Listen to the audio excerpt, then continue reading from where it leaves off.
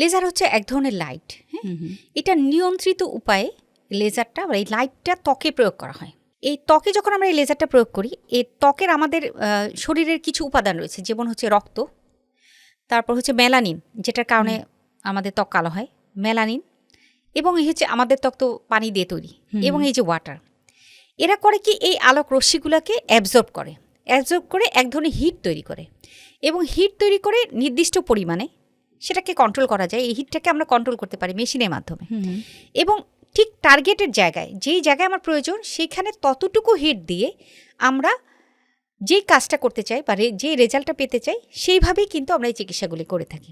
খুবই নিয়ন্ত্রিত উপায়। অনেকেরই কিন্তু ধারণা থাকে যে লেজার ট্রিটমেন্ট করতে যাব, ভয় কাজ করে যে যেহেতু এই যে আলো যাবে, হিট দেওয়ার ব্যাপারটা, যেহেতু আমাদের এখন গুগলের যুগ, অনেকে অনেক কিছু জেনে বুঝে তারপরে কিন্তু ডক্টরের কাছে আসেন, এবং এই ভয়টা অনেকের ক্ষেত্রে কাজ করে। আপনি এই বিষয়ে কি বলবেন? রোগীরা কিন্তু আমাদের কাছে এসে জিজ্ঞেস করেন যে আমি কি লেজার দিব, তাতে কি আমার ত্বকে আবার ক্যান্সার হবে কিনা, বা ত্বকের কোনো ক্ষতি হবে কিনা।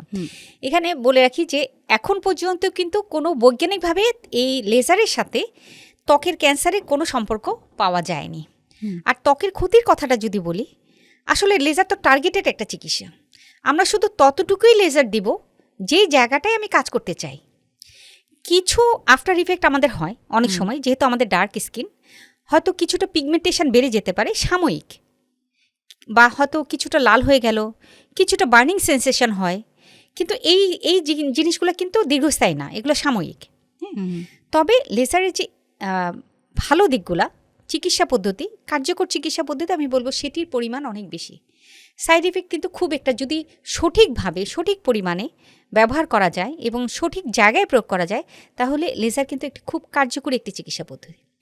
আমি যেই জায়গায় লেজারগুলো ব্যবহার করি সেখানে বলবো যে আমার খুব পছন্দের একটি জায়গা হচ্ছে অবাঞ্ছিত লোমের চিকিৎসা, এবং অবাঞ্ছিত লোমের জন্য কিন্তু লেজার একটি অত্যন্ত কার্যকরী চিকিৎসা পদ্ধতি, এবং এটাই একমাত্র কার্যকরী চিকিৎসা পদ্ধতি এবং জনপ্রিয় চিকিৎসা পদ্ধতি।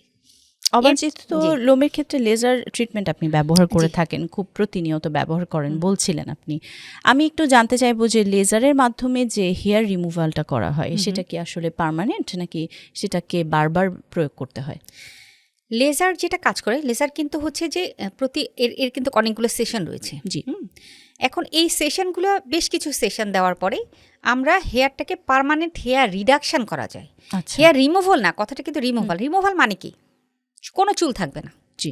রিডাকশন মানে কি? রিডাকশন মানে হচ্ছে যে কমিয়ে নিয়ে আসা। আমরা কিন্তু পার্মানেন্ট হেয়ার রিডাকশন করতে পারি।